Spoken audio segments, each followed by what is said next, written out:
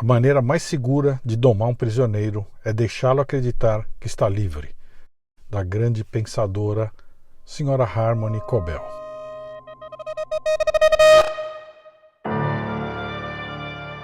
Na década de 1970, o filósofo britânico-americano Alan Watts disseminou o conceito do que seria programação preditiva. Segundo a teoria de Watts, considerado por muitos um dos principais teóricos da conspiração do século XX, a mídia poderia ser utilizada para condicionar o público a aceitar mudanças sociais planejadas, utilizando elementos culturais como filmes e livros usados para manipulação ou controle social.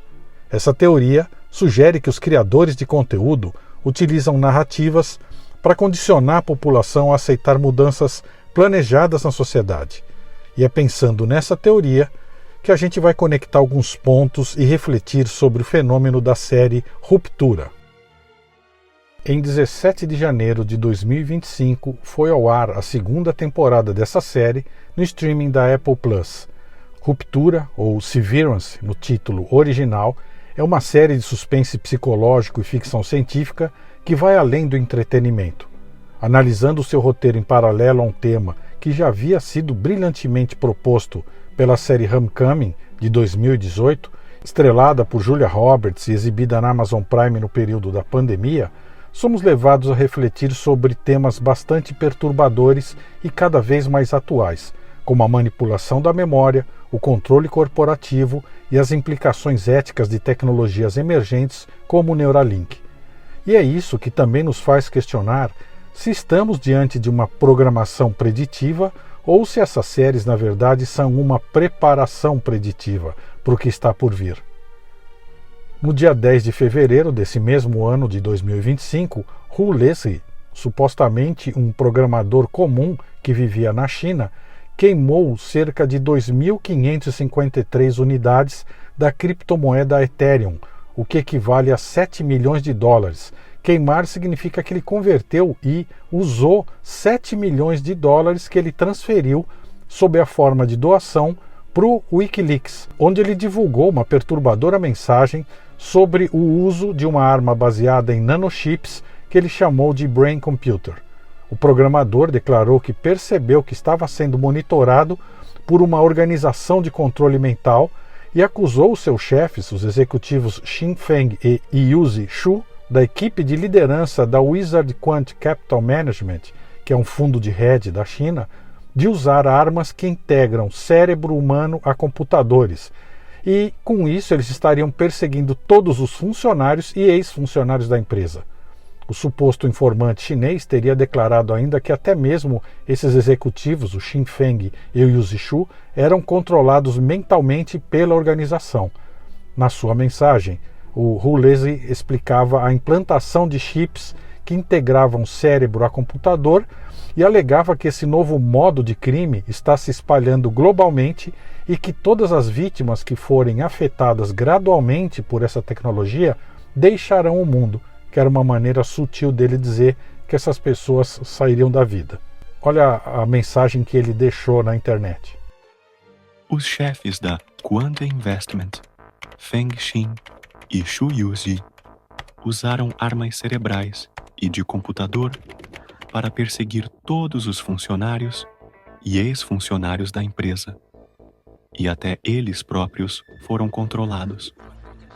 Eu sou Hu Lezi, um programador e empreendedor comum.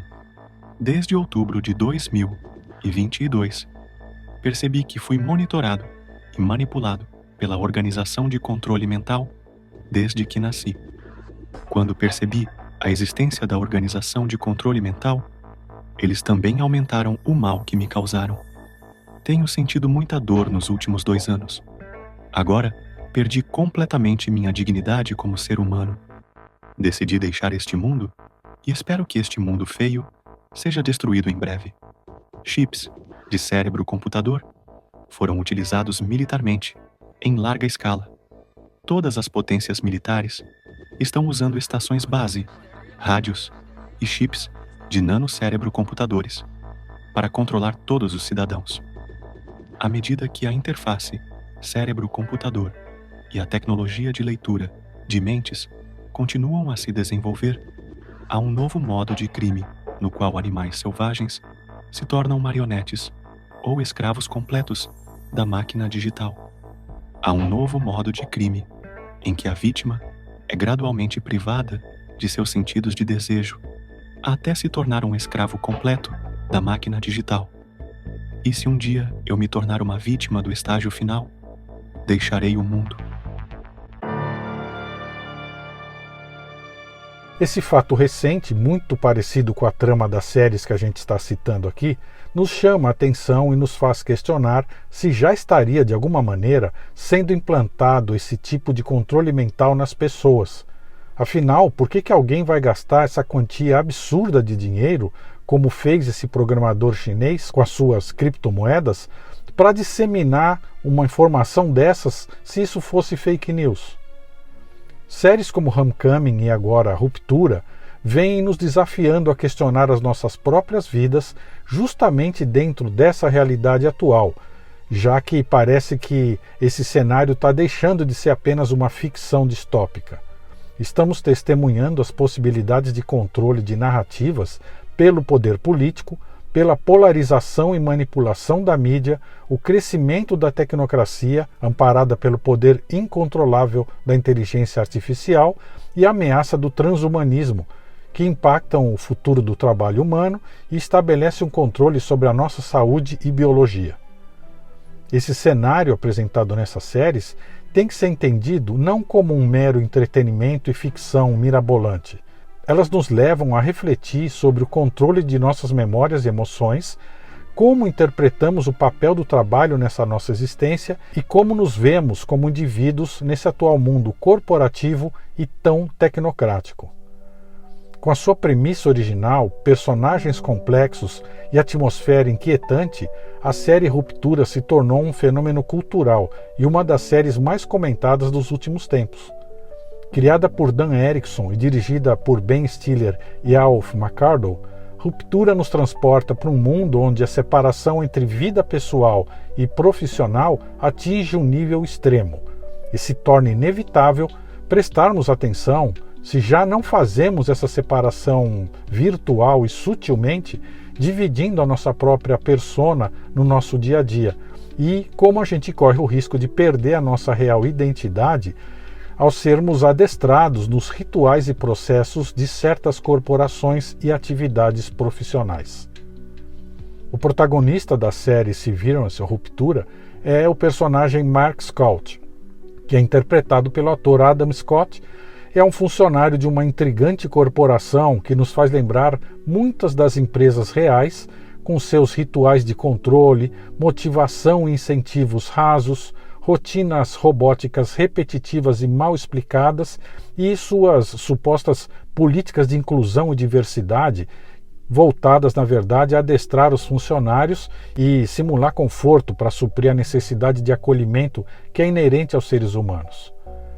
Essa mega corporação fictícia foi criada por um fundador sinistro que é tratado pela direção da empresa como um messias benfeitor, e ela é denominada Lumon Industries. Ela contrata como funcionários de suas tarefas mecânicas e robotizadas pessoas que autorizaram voluntariamente serem submetidas à ruptura, que é um procedimento para que as suas memórias de trabalho não interfiram nas suas vidas pessoais e vice-versa, autorizando assim a separação radical da sua consciência entre o que acontece na vida profissional do que é a sua vida pessoal.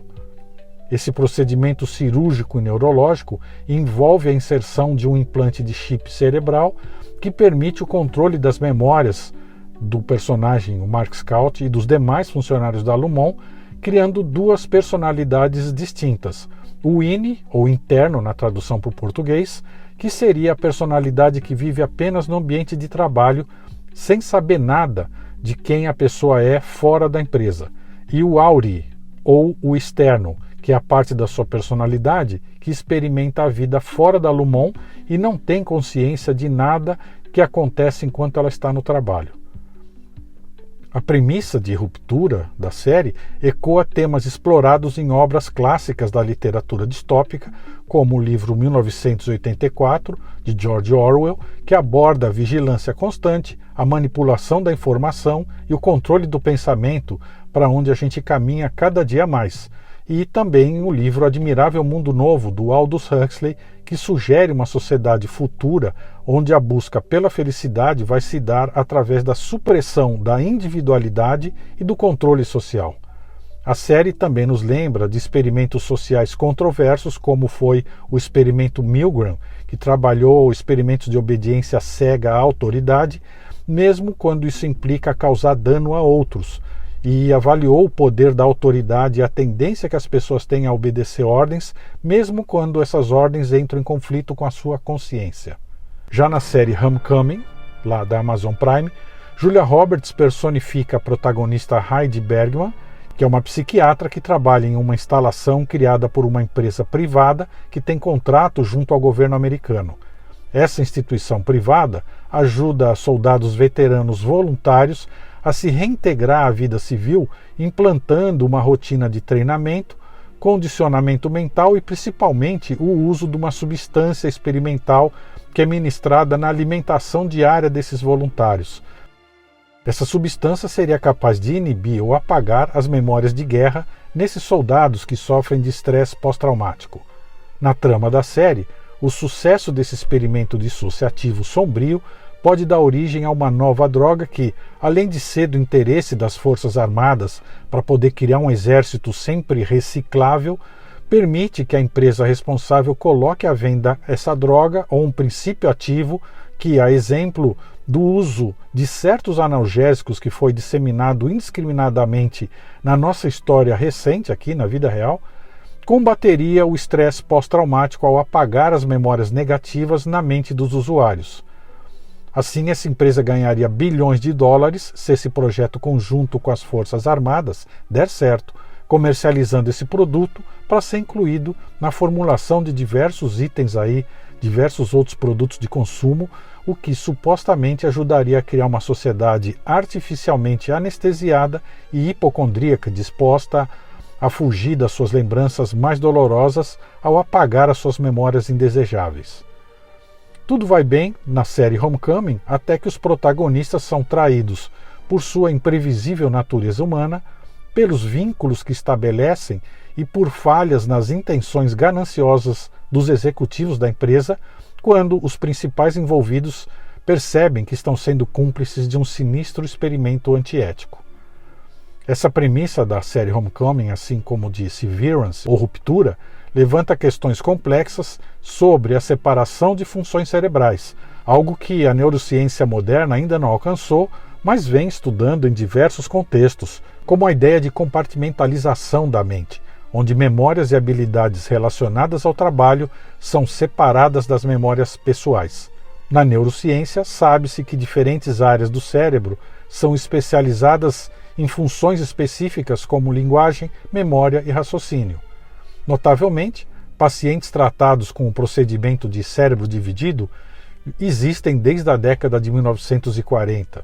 Para controlar os sintomas da epilepsia, esses pacientes foram submetidos a uma cirurgia para separar os hemisférios esquerdo e direito de seu cérebro. Cirurgias semelhantes ainda acontecem até hoje. E pesquisas posteriores sobre esse tipo de cirurgia mostraram que os hemisférios separados de pacientes com cérebro dividido poderiam processar informações de forma independente. Isso levanta a possibilidade desconfortável de que o procedimento crie duas mentes separadas vivendo em um só cérebro. Na primeira temporada de Severance, ou da série Ruptura, a personagem Halle R., que é vivida pela atriz Brit Lauer, experimentou um conflito entre o seu inne, ou o seu interno, o lado da sua mente que só se lembrava da vida profissional, e o seu aure, ou externo, que é a personalidade que vive o lado fora do trabalho. Da mesma forma, há evidências de conflitos que podem ocorrer entre os dois hemisférios cerebrais em pacientes reais que passam pelo procedimento de cérebro dividido. Ao falar com pacientes que passaram por esse procedimento, você geralmente está se comunicando com o hemisfério esquerdo do cérebro dessa pessoa, porque é a área que controla a fala. No entanto, alguns pacientes podem se comunicar a partir do seu hemisfério direito quando estão escrevendo, por exemplo, ou organizando letras utilizando joguinhos como o Scrabble. No nosso episódio sobre visão remota, aqui no canal, a gente citou os experimentos conduzidos pelo Stanford Research Institute, ou SRI, e principalmente o trabalho desenvolvido por Robert Monroe no Instituto Monroe nos anos 70, revelado em milhares de documentos que estavam em posse da CIA e que foram liberados recentemente pelo Freedom of Information Act, o FOIA. Esses documentos revelaram o quanto o Instituto Monroe trabalhou extensivamente no desenvolvimento de uma tecnologia chamada de M-Sync, baseada na dissociação de funções entre os lados esquerdo e direito do nosso cérebro, e as descobertas impactantes que foram feitas pela equipe que estava envolvida nesses projetos, que sempre foram patrocinados pelas Forças Armadas e por agências como a CIA, para quem esses experimentos eram realizados.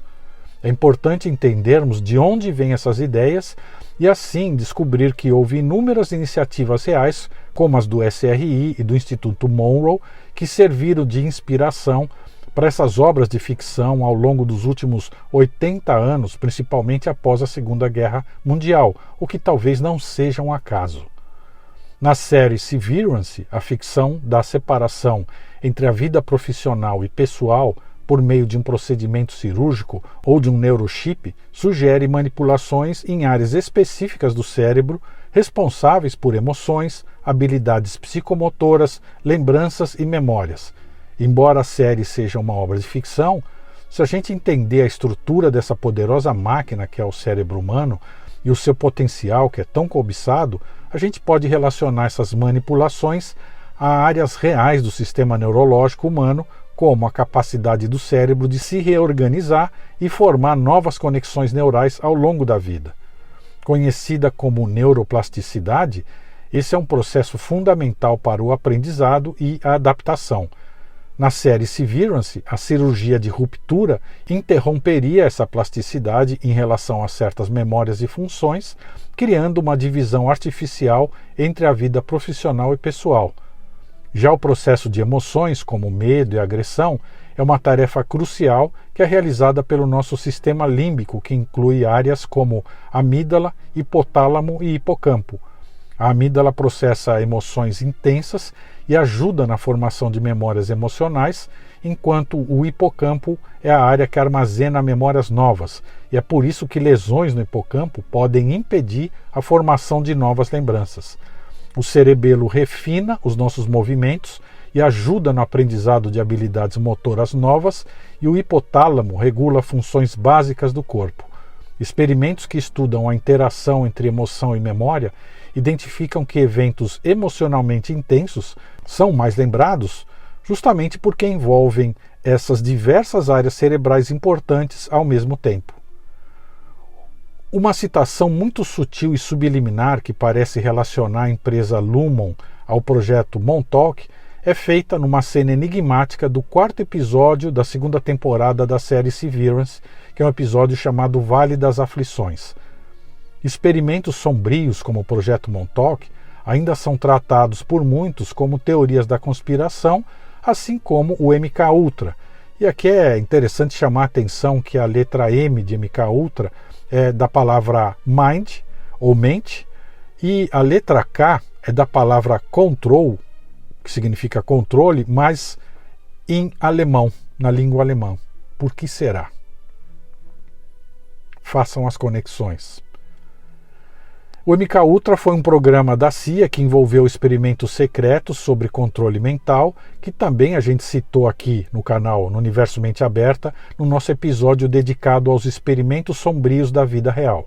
Entre o final da Segunda Guerra Mundial e meados da década de 1970, diversos cientistas estiveram envolvidos nessas pesquisas de interesse de organizações como a CIA, e talvez os seus estudos e experimentos possam ser considerados referência para as ideias de manipulação cerebral que são abordadas no roteiro de Ruptura e de Homecoming. O Dr. Andrew John Akelaitis é um desses pioneiros, mas conhecido por suas observações de pacientes submetidos à secção ou divisão do corpo caloso, ou seja, pacientes com cérebro dividido, começando no final da década de 1930, o Dr. Akelaitis trabalhou no Departamento de Medicina, na divisão de Psiquiatria da Faculdade de Medicina e Odontologia da Universidade de Rochester. Ao mesmo tempo, ele também realizou consulta nas clínicas de hospitais Strong Memorial e Rochester Municipal em Rochester, lá em Nova York. Ele deixou essas nomeações para servir na Marinha durante a Segunda Guerra Mundial, mas muitos dos principais avanços nesses experimentos se devam ao Dr. Michael Gazzaniga. Nascido em 1939, o Dr. Gazzaniga é um psicólogo, neurocientista e professor de psicologia americano que por mais de 50 anos se dedica a estudar e trabalhar com a questão da divisão cerebral e as funções dos hemisférios cerebrais em pacientes neurológicos.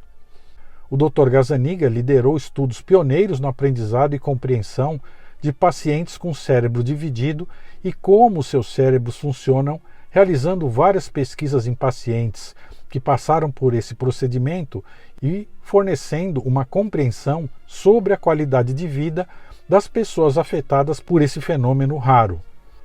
Mas além desses pioneiros, o Dr. Akelaitis e o Dr. Gazzaniga, temos o envolvimento de duas outras figuras sombrias dignas de filmes sobre cientistas do mal. O Sidney Gottlieb, justamente o diretor do projeto MKUltra da CIA, que explorou técnicas de controle mental usando drogas e hipnose, e o Dr. Ewen Cameron, um psiquiatra escocês, falecido em 1967, que se tornou uma figura central nos experimentos de controle mental realizados no Canadá. Ele chefiou o Instituto Allen Memorial em Montreal, onde conduziu pesquisas sob a supervisão da CIA, particularmente no âmbito do projeto MKUltra. Entre 1957 e 1960, Cameron recebeu financiamento significativo da CIA para implementar as suas teorias sobre a reprogramação da mente, acreditando que a mente humana poderia ser tratada como um computador. Em seus experimentos traumáticos, o Cameron desenvolveu métodos extremos como a desestruturação psíquica, na qual ele utilizava eletrochoques em alta voltagem para induzir um estado vegetativo nos pacientes, para permitir que ele reestruturasse as mentes desses pacientes. O coma induzido. Pacientes eram colocados em coma induzido por longos períodos antes de serem submetidos a terapias intensivas. O uso de drogas psicodélicas. Sem consentimento, ele administrava LSD e outras substâncias para manipular a psique dos pacientes. E as mensagens cíclicas. Os pacientes eram expostos a mensagens repetitivas por até 20 horas ao dia, visando reprogramar as suas memórias. Os experimentos do Dr. Ewen Cameron foram amplamente criticados pela sua falta de ética e consentimento informado, e seus métodos se tornaram emblemáticos dos abusos associados ao projeto MKUltra. Também um centro de experimentos importantes sobre a mente humana lá nos Estados Unidos é o Instituto Esalen. Fundado na década de 1960 na Califórnia, é um centro de exploração do potencial humano e desenvolvimento pessoal que nós já apresentamos aqui no canal no nosso episódio sobre os mistérios da cidade de Los Angeles. Seus fundadores, Michael Murphy e Richard Price, foram influenciados por Aldous Huxley, o autor do livro O Admirável Mundo Novo, nas ideias sobre expansão da consciência humana. Eles promoveram o uso de substâncias psicodélicas para expandir a consciência, atraindo figuras como Timothy Leary, que era chamado o Papa do LSD.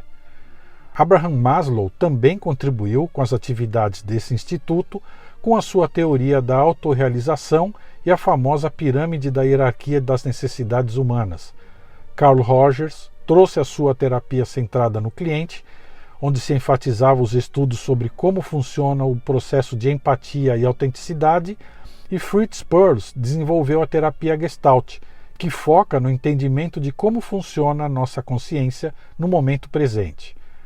O Instituto Esalen se tornou um centro para o movimento do potencial humano através de práticas como meditação e yoga. Embora não esteja ligado diretamente ao controle mental coercitivo, como foi o MKUltra ou o Projeto Montauk, as suas práticas exploraram os limites da mente humana, mas aparentemente respeitando a autonomia individual.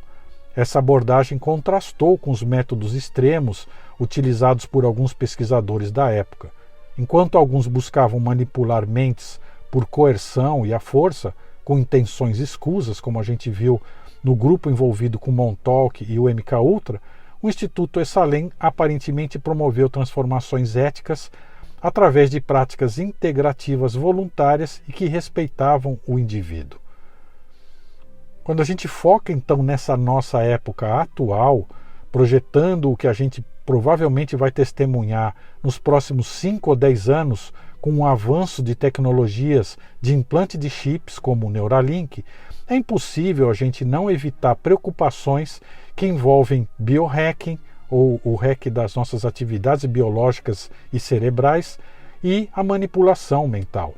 Na palestra que o Elon Musk ministrou na Academia de West Point em agosto de 2024, denominada O Humano e a Máquina, Liderança no Campo de Batalha Emergente, o atual homem mais poderoso da Terra, que é dono da Tesla, colonizador de Marte e braço direito do presidente americano Donald Trump, destacou o papel do córtex cerebral humano e a tecnologia da Neuralink como parte da sua visão para integrar humanos a drones, robôs e inteligência artificial no futuro.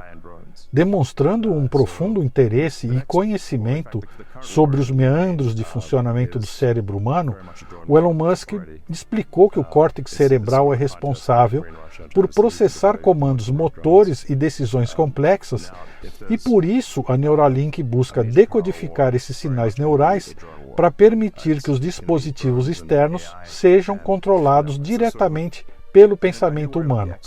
O implante da Neuralink, inserido no crânio, utiliza eletrodos para captar e traduzir os disparos elétricos dos neurônios em comandos digitais. O Musk sugeriu que essa tecnologia poderia criar uma ponte digital entre humanos e máquinas, permitindo que soldados controlassem drones ou sistemas de inteligência artificial em tempo real, sem necessidade de interfaces físicas. Ele também mencionou a possibilidade de melhorar capacidades cognitivas e motoras dos seres humanos no futuro, criando uma espécie de simbiose entre o homem e a máquina. Enfim, o que a gente sabe bem que é o suprassumo do conceito de transhumanismo.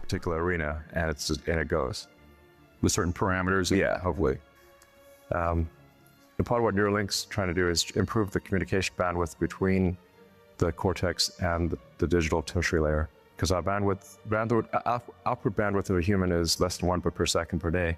There's 86,400 seconds in a day. You don't output. Essa integração foi apresentada como uma solução para aumentar a eficiência em cenários militares, onde decisões rápidas e precisas são cruciais e que determinados diferenciais que ainda somente o julgamento humano é capaz de balizar podem tornar as guerras mais assertivas sem descambar para o cenário distópico que foi profetizado em filmes como O Exterminador do Futuro, que inclusive é citado explicitamente pelo Elon Musk nessa palestra como uma possibilidade. No entanto, ele reconheceu desafios técnicos e éticos nessa integração que ele imagina, incluindo questões de segurança, privacidade e o potencial uso dessa tecnologia em indivíduos saudáveis, o que vai além do glamour que se propõe quando se fala em só usar isso para aplicações médicas.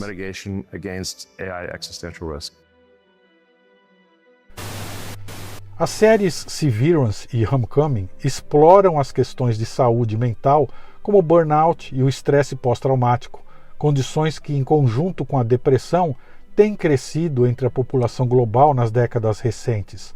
A neurociência mostra que o estresse crônico pode afetar a estrutura e função do cérebro, prejudicando a memória, a atenção e a capacidade de regular as emoções. E por isso, experimentos que possam minimizar, inibir ou mesmo eliminar esses efeitos se tornaram o santo graal desses experimentos em busca de uma mão de obra cada vez mais eficiente, submissa e disposta assim como por consumidores cada vez mais acessíveis e afáveis. Embora a tecnologia de separação completa da mente, como é mostrada na série Ruptura, supostamente ainda não exista, vemos que a neurociência continua a explorar a complexa relação entre as diferentes funções cerebrais e como elas contribuem para a nossa experiência consciente. Ambas as séries mostram personagens que são manipulados por instituições sombrias sem compreender plenamente as suas realidades. Embora sejam obras de ficção, elas ecoam a aflição de muita gente que se sente alienada no seu trabalho. Os enredos dessas obras nos fazem refletir sobre o equilíbrio entre vida pessoal e profissional. Num mundo cada vez mais conectado e exigente, como que a gente pode encontrar um equilíbrio saudável entre as nossas vidas pessoais e profissionais? O significado do trabalho, qual é o propósito do nosso trabalho? A gente está apenas cumprindo ordens ou estamos contribuindo para algo maior? E a busca por autenticidade, como que a gente pode manter a nossa individualidade e autenticidade num ambiente de trabalho que muitas vezes nos exige conformidade? E a nossa relação com eventos traumáticos, como a dor e a perda, e como que a gente busca fugir dessas memórias, mascarando-as ou nos anestesiando artificialmente. Essas histórias nos convidam a refletir sobre o que significa ser humano em um mundo onde nossas memórias podem ser moldadas por forças externas, que talvez estejam tentando nos deixar mais submissos e dóceis e preparados para interfacear com a inteligência artificial e os algoritmos. E para você, mente aberta? Essas séries são uma peça de programação preditiva mesmo e retratam uma realidade transhumanista que vai ser o nosso futuro próximo? Ou a gente pode dormir tranquilo, sendo donos dos nossos sonhos, pensamentos e memórias, pois tudo isso é apenas ficção e entretenimento. Jamais chegaremos nesse grau de controle e dissociação mental. Deixe a sua opinião aí nos comentários e boas reflexões, mente aberta.